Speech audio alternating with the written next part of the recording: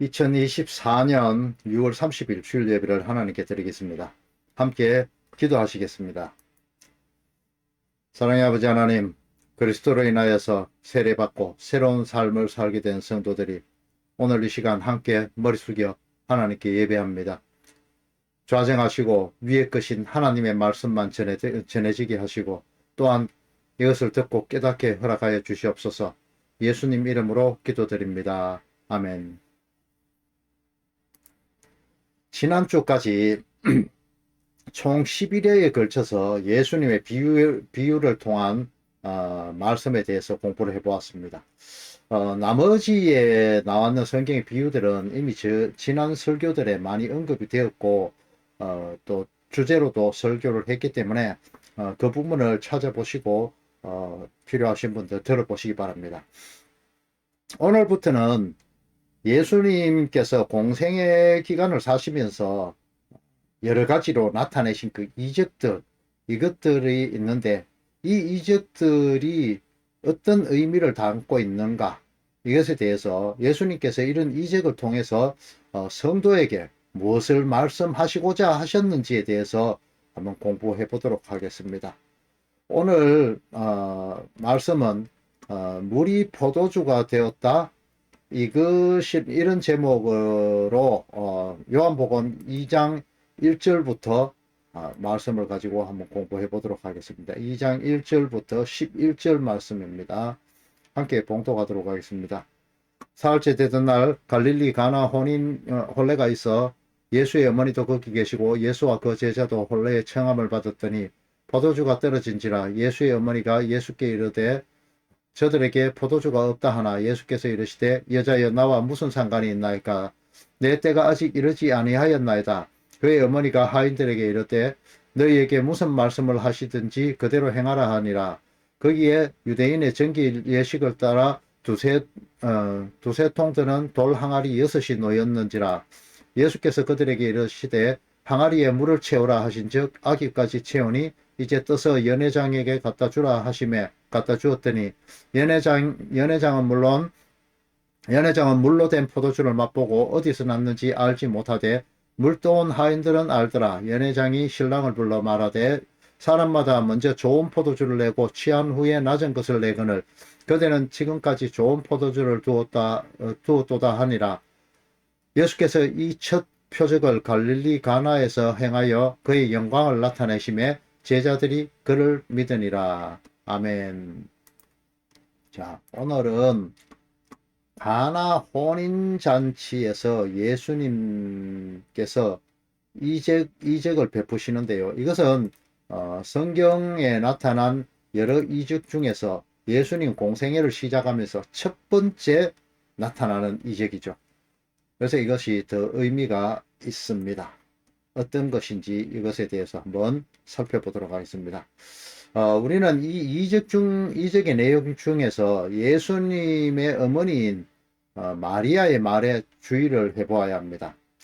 이 마리아는 예수님에 대한 모든 것을 마음에 담아두고 마음에 새길 줄 아는 그런 사람이었다, 믿음의 사람이었다는 것을 성경은 굳이 나타내고 있습니다. 요셉과 정혼한 사이이기 때문에 요셉의 아이가 아닌 다른 씨로 인해서 처녀가 잉태된 사건이 벌어지게 되죠. 당시 그 유대 사회에서는 이런 사람은 돌에 맞아 죽게 됩니다. 그렇지만 그 천사 가브리엘로부터 수태고지를 받은 그 마리아는 주의 여종이오니 말씀대로 내게 이루어지이다라고 하나님의 통치를 그대로 받아들입니다. 또 동방의 동방으로부터 온 그 박사들이 천사들이 자기들에게 예수님에 대한 말을 했다는 것을 전해 들었을 때 듣는 자들이 다 놀랍게 여길 뿐이었지만은 마리아는 이 모든 말을 마음에 새겼다고 그렇게 누가복음을 통해서 기록하고 있죠. 예수님이 12살 때 6월절에 예루살렘 성전으로 부모님과 함께 올라갑니다. 유대인들은 12살이란 그 나이대가 아주 중요한 의미를 가지거든요. 유대 사내 아이가 13살이 되면은 계명의 아들이다 이렇게 해서 바르미츠와라고 하는데, 이것은 뭔가 하면 율법을 지키는 책임을 지게 되고 유대 사회의 성인으로 인정을 받게 된다라는 그런 계명의 아들이다 이런 뜻을 가지고입니다. 이들은 1년 전인 12살 때부터 서원이라든지 여러 가지 율법에 대해서 배우게 되는데요. 12살이라는 나이는 이런 의미에서 아주 중요하다라는 건, 중요한 나이가 되는 겁니다. 일가 친척들과 함께 예루살렘으로 갔다가 귀가하는 도중에 예수님의 부모는 예수님이 보이지 않는 것을 그제서야 깨닫습니다. 그러고는 성전으로 다시 돌아가서 사흘 후에 예수님을 만나게 되죠. 그때 보면은 예수님에게 이 부모님이 이렇게 이야기합니다. 아이야, 어찌하여서 우리에게 이렇게 하였느냐? 보라, 네 아버지와 내가 근심하여 너를 찾았다. 이렇게 이야기하거든요. 그때 예수님이 이렇게 이야기합니다. 어찌하여 나를 찾으셨나이까? 내가 내 아버지 집에 있어야 될 줄을 알지 못하셨나이까? 이렇게 대답합니다. 그런데 그 부모가 그 하신 말씀이 어떤 의미인지를 깨닫지 못했다고 그렇게 누가복음 2장 50절에 기록하고 있거든요. 그런데 여기에 바로 뒷절에 보면은 누가복음 2장 51절을 보면요. 마리아는 또 이 말조차도 예수님이 이 모든 것을 마치고 예루살렘 성전에서 내려와서 집에 갔을 때의 일이죠. 이 모든 말을 마음에 두니라 이렇게 성경이 기록하고 있습니다. 자, 이것은요, 믿는 자의 표본인 마리아의 모습에 대해서 나타내 놓은 부분이거든요.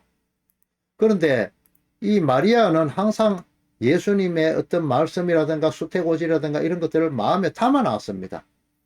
그런 마리아가 가나 혼인잔치에서 예수님에게 포도주가 없다 이렇게 말하니까 혼인잔치가 이미 벌어진 집은 이미 혼인잔치가 진행되고 있었고 여기에 포도주가 없다는 것은 잔치가 파해졌다는 것을 나타내는 거거든요.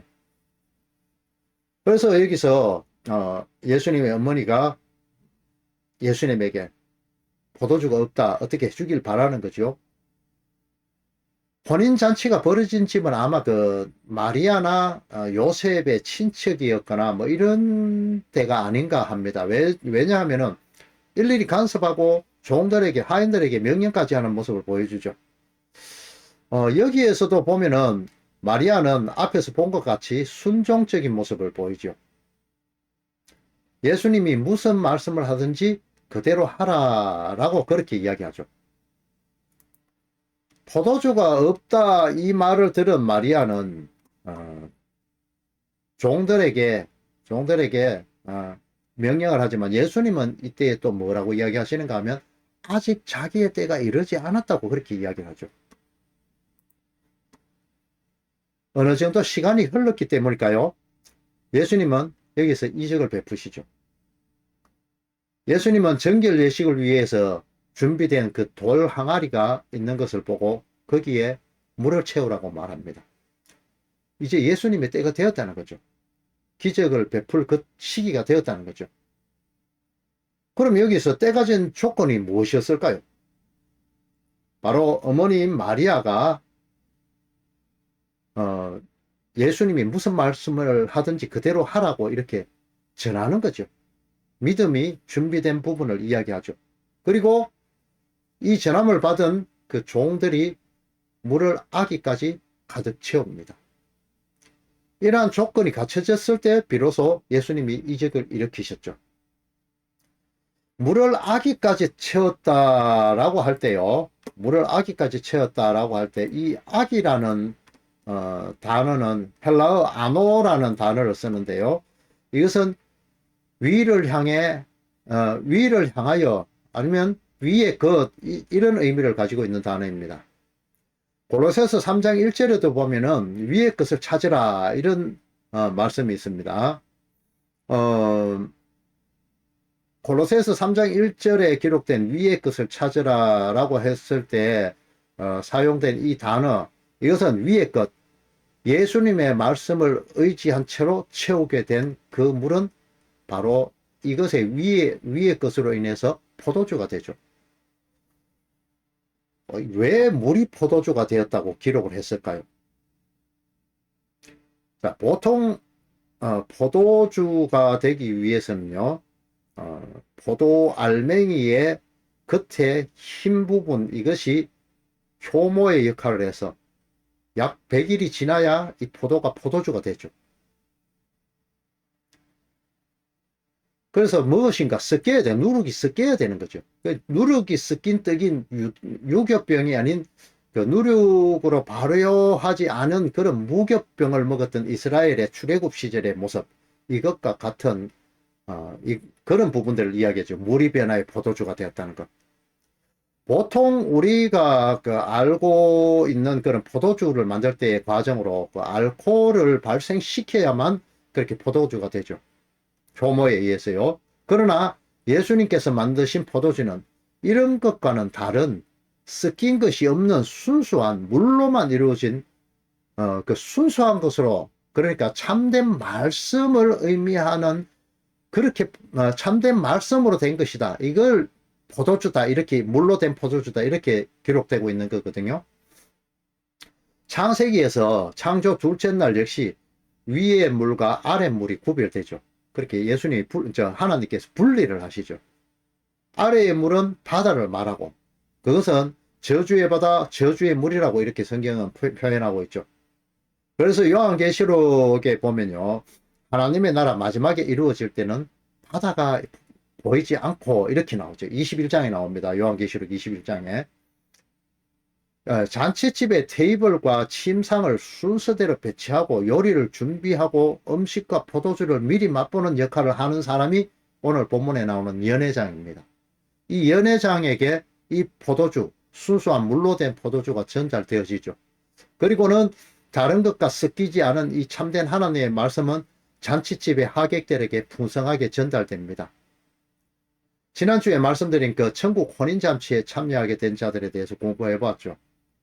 혼합한 술을 찾던 자들, 그게 행위율법주의의 그 가르침을 받은 자들인 그 악한 자들과 그런 선한 자들, 그리고 가난한 자들, 몸이 불편한 자, 맹인, 저는 자들, 이런 사람들이 이 참된 말씀인 그 포도주의 목을 축이게 되고 이제 진정한 천국 혼인잔치가 열려지게 되는 것이죠. 그리고 이것을 즐기게 되죠. 당시 사람들은 포도주를 사람들의 마음을 즐겁게 하는 그 도구로 그렇게 여겼습니다. 그런데 오늘 보면은 가나 혼인잔치에서 아주 중요하게 하나 봐야 될 부분이 있습니다. 가나 혼인잔치의 그 연회장이 칭찬한 좋은 포도주는 유대인의 그 정결 예식을 위해서 준비된 돌 항아리로부터 시작이 되죠. 예루살렘 성전의 제사장들이 제사를 지내기 위해서 먼저 그 입구에 있는 물두멍에서 바다라고도 되어 있고요. 물두멍도 나오죠. 여기에서 깨끗하게 씻고 난 후에 정결 예식을 한 후에 하나님께 제사를 드렸던 모습을 떠올리시면 되는 겁니다. 똑같은 장면이죠.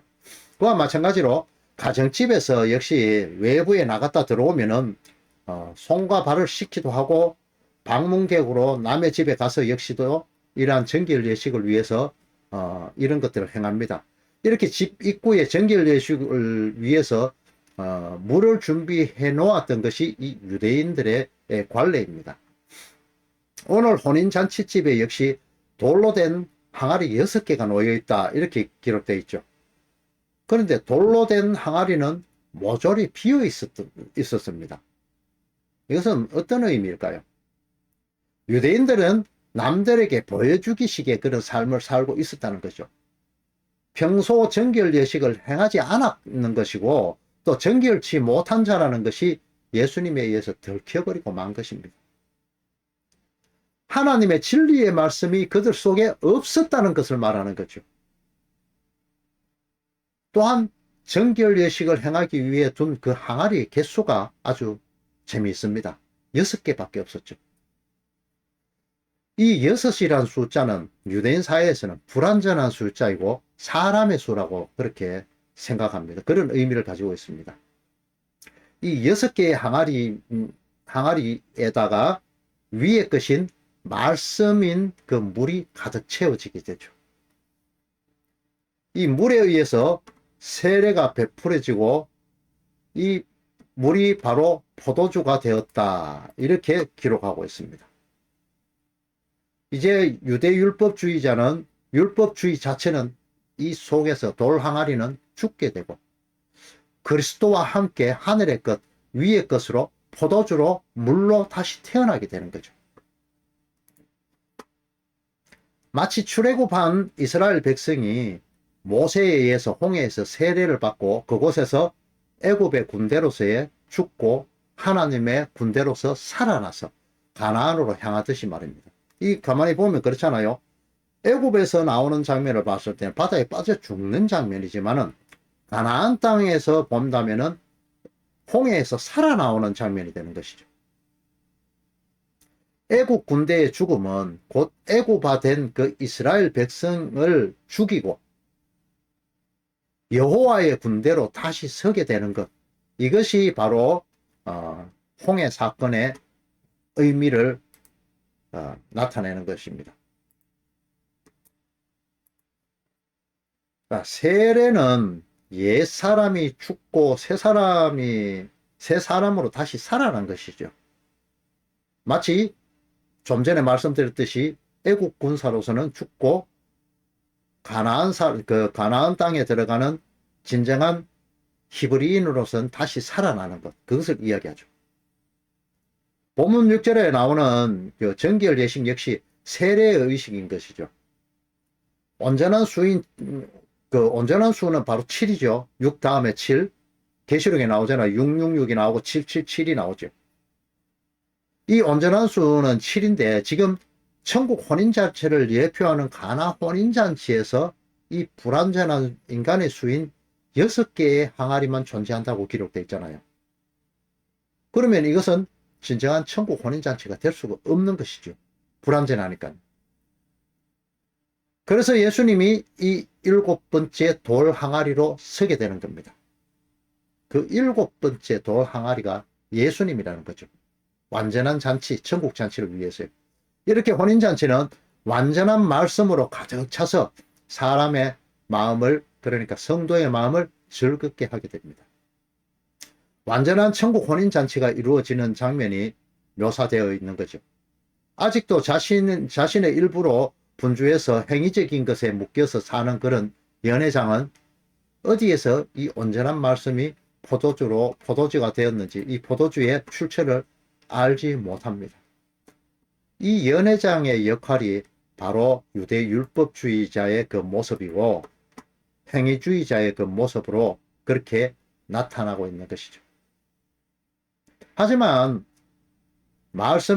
예수님의 말씀에 순종하여서 하늘의 것, 위의 것으로 그 돌 항아리에 채운 그 하인들은 그것이 하늘로부터 내려온 그리스도로부터 나온 참 진리의 말씀인 것인 그런 섞이지 않은 포도주, 다른 것과 혼합되지 않은 그런 포도주임을 알고 있죠.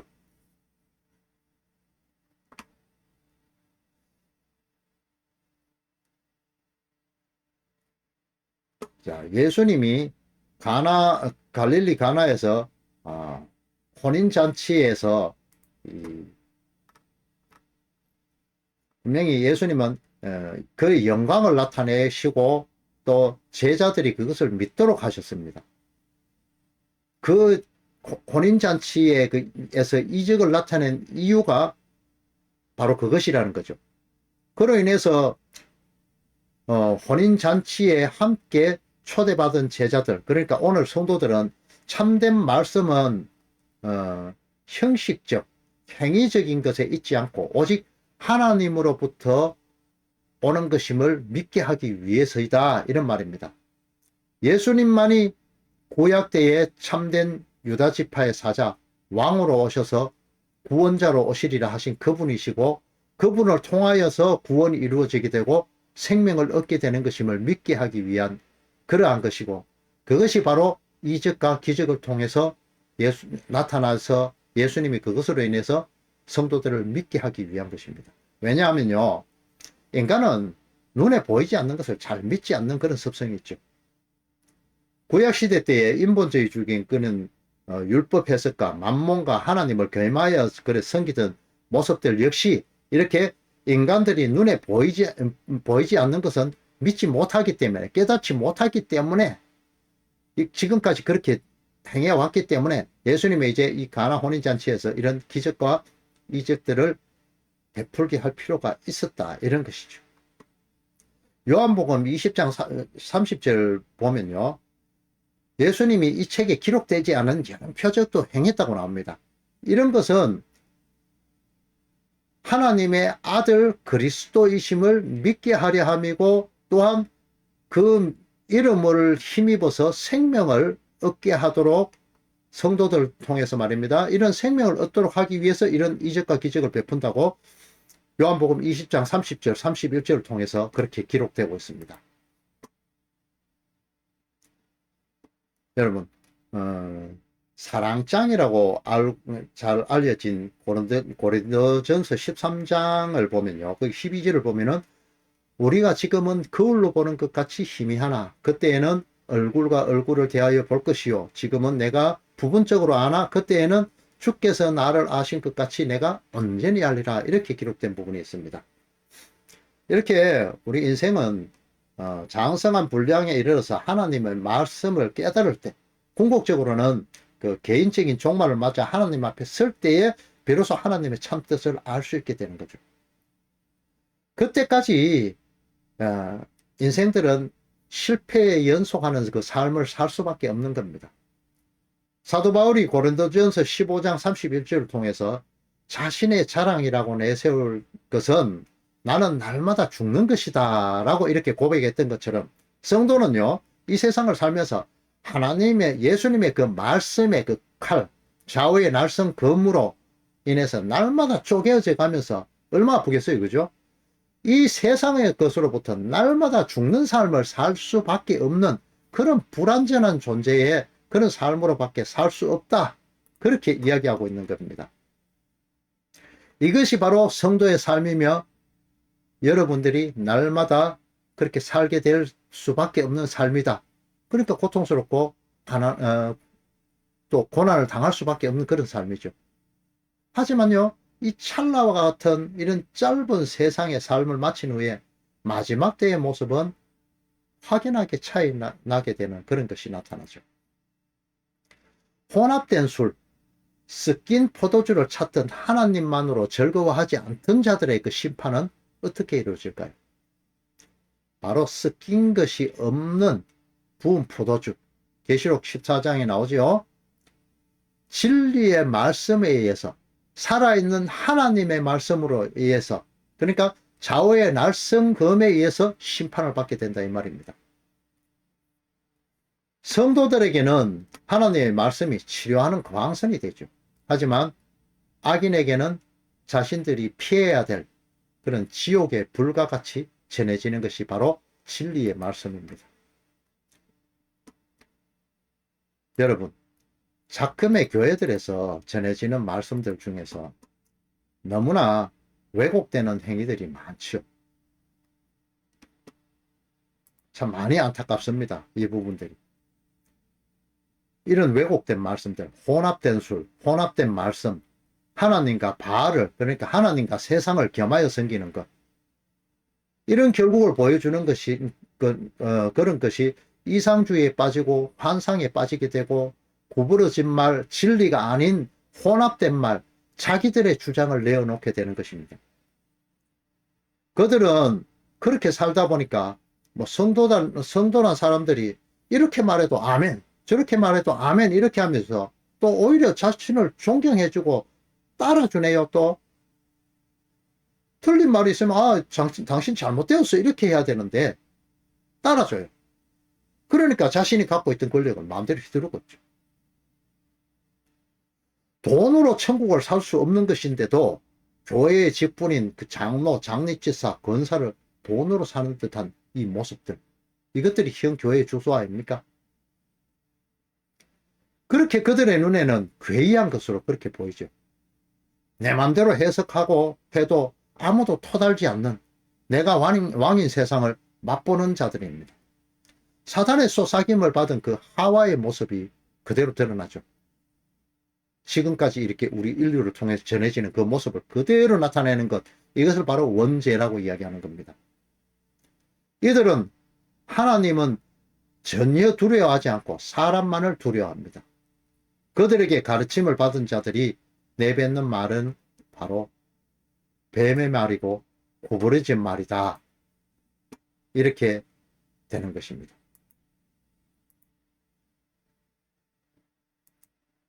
여러분, 교회에 잘 다니고 열심히 다니고 충성하고 그런 후에 지옥 갈 수 있습니다. 남들처럼 뭐 세상에 삐까뻔쩍하게 살아보지도 못하고 말입니다. 잘 분별하시기 바랍니다. 성경을 자세히 보시기 바랍니다. 날마다 하나님 말씀을 알아가시고 하나님 뜻 안에서 살아가고자 몸부림을 치셔야 합니다. 오늘 본문 말씀인 가나 혼인잔치, 가나 혼인잔치 이적은 성도들의 거룩을 독촉하시는 하나님의 초대의 말씀입니다. 초대의 부르심입니다. 여섯을 이루고 있는 이 인간 세상의 불완전한 그 수의 항아리와 또 돌로 만들어졌다 하죠. 이것은 인간의 마음을 나타내는 겁니다. 돌로 만들어지니까. 하나님의 말씀인 율법의 그 행위로 인한 구원으로 잘못 전해받은 그 비진리의 말씀에 의해서 단단해지게 되어 점점 구부러진 말을 하게 되는 그런 성도들의 그 돌 같은 마음을 부수시고 일곱 번째 항아리로 섞이지 않은 순수한 하나님의 말씀으로 바로 성도들의 마음을 치고 들어오셔서 부수고 들어오셔서 일곱 번째 항아리로 들어오시게 됩니다. 이 성도들의 마음에 예수 그리스도의 영광을 온전히 나타내시고 성도를 온전한 자로 천국으로 만드시고야 마시겠다는 예수님의 사역의 시작을 말씀하시는 게 바로 이 가나 혼인잔치 예수님의 첫 번째 이적, 이것이 나타내는 의미입니다. 성도야, 내가 너희들을 이제부터 반드시 물로 거듭나게 세례를 주고 섞이지 않은 포도주로 만들어가고 말 거야. 그것을 섞이지 않은 포도주를 너희들에게 먹일 거야. 천국 혼인잔치로 반드시 너희들 끌고 가고 말 거야. 이런 예수님의 말씀인 거죠. 자, 오늘 말씀 한 곳을 보고 마치도록 하겠습니다. 말씀은 고린도서 3장 1절부터 3절 말씀입니다. 함께 봉독하겠습니다. 그러므로 너희가 그리스도와 함께 다시 살리심을 받았으면 위의 것을 찾으라. 거기는 그리스도께서 하나님 우편에 앉아 계시느니라. 위의 것을 생각하고 땅의 것을 생각하지 말라. 이는 너희가 죽었고 너희 생명이 그리스도와 함께 하나님 안에 감추어졌음이라. 아멘. 축도로 말씀을 마치도록 하겠습니다. 이제는 교회들의 머리가 되신 성자 하나님의 크신 은혜와 독생자를 보내주신 성부 하나님의 크신 사랑과 성령 하나님의 위로 교통 충만하심이 하나님의 진리의 말씀을 사모하며 그 말씀으로 인하여서 날마다 죽고 날마다 새롭게 되기를 힘쓰시는 성도들 위해 이제로부터 영원토록 함께 있을지어다. 아멘.